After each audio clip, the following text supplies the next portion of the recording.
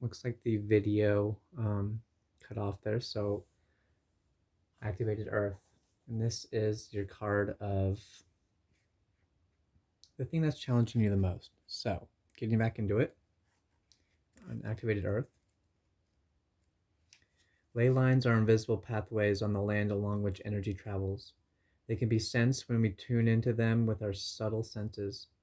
Also known as spirit paths, they've been compared to the meridian system of the body used in Chinese medicine, and they link sacred sites, stone circles, burial mounds, and places of worship worldwide.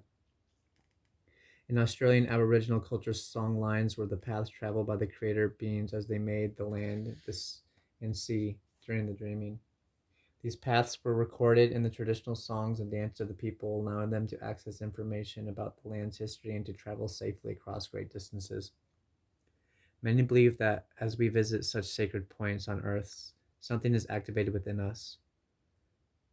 I'm channeling Aztec lines, pyramids, Nepal, Cambodian temples, Stonehenge, those kind of, the Great Mesa in Australia, those kind of places. Many believe that as we visit such sacred points on Earth, something is activated within us. Some also believe that by connecting with the land with devotion at these sacred places, something is activated within the planet as well. You are being called to travel to a sacred place that your soul remembers, are you? Or tend to the land you live on, to honor and acknowledge the known and unknown, keepers of nature spirits of the land. As you connect with the earth and honor its keepers, the land opens up more fully to hold you. The fruits provide more nourishment, and the guardians watch over you. And finally, the fifth card will be what your soul is calling you toward right now. And we have literally the card called Soul Gifts and Training. Let's see if it's time to step up. How fitting. So as we make space for it on here, what you're being called to right now,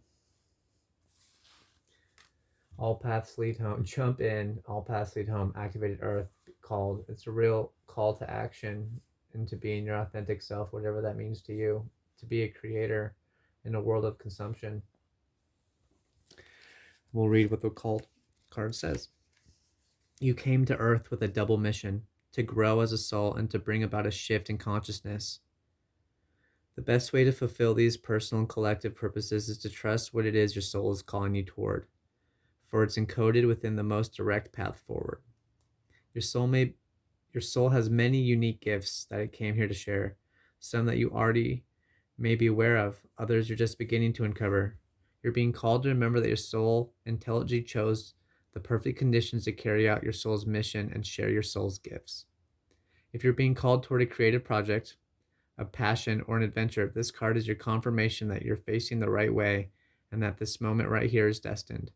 If you're feeling underprepared or thinking, who am I to do that? This card is guiding you to step up and leap and consider perhaps that your soul has been training for this moment right here for lifetimes. I think it's important to not worry how far you jump or what you're leaping into, because Spirit has your back.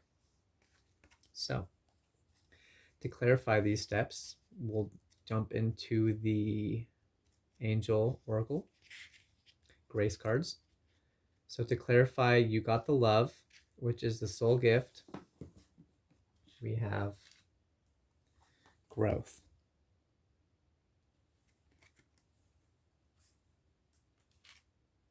Accept the lesson.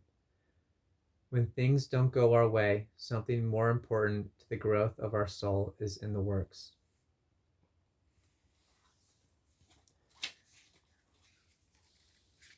In regards to karmic wound, the jump in, we have rest, which reads, take a mental break.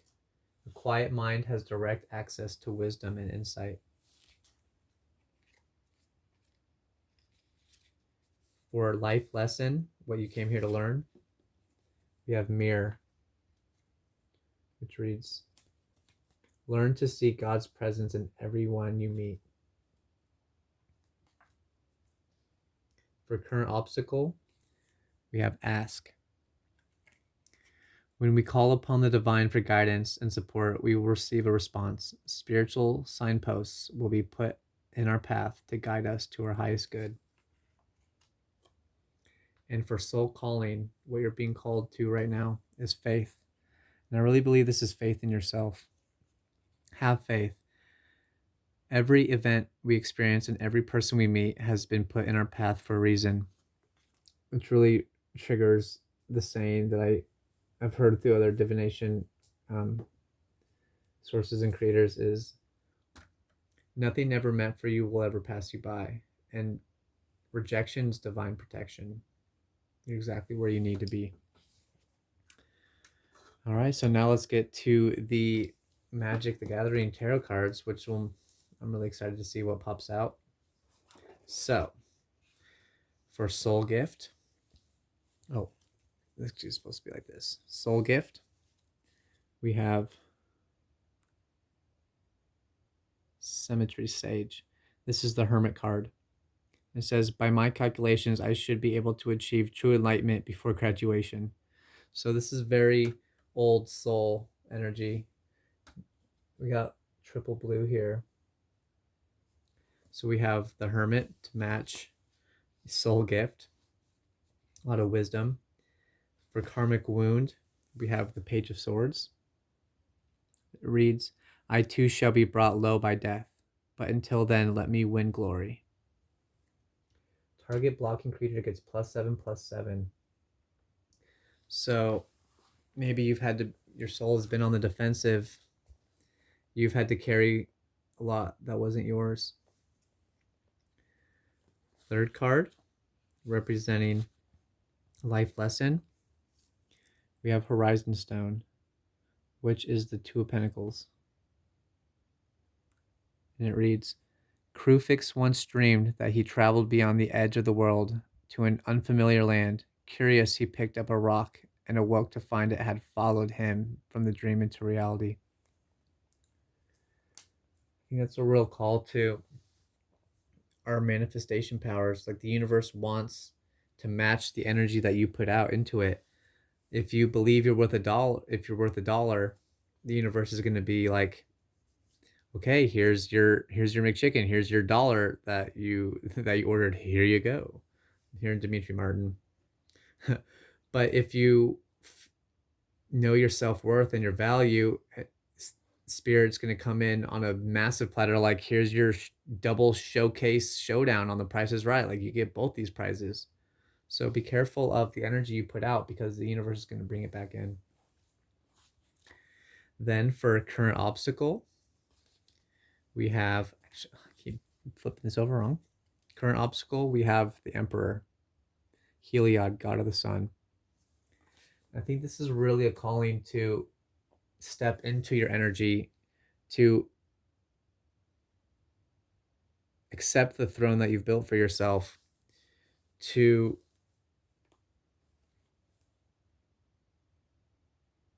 follow the dreams you have, because you have the conviction, you have the plan. If you have a plan,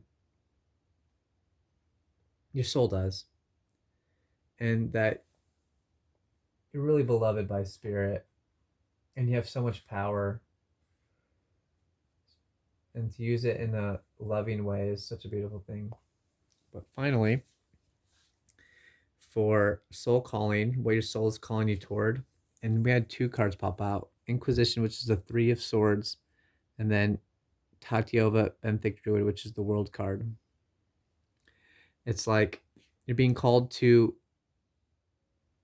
not listen to the naysayers or your own anxieties or your own fears, and to really bring your authentic self out into the world, to show your light, to shine your light, to be who you know you can be.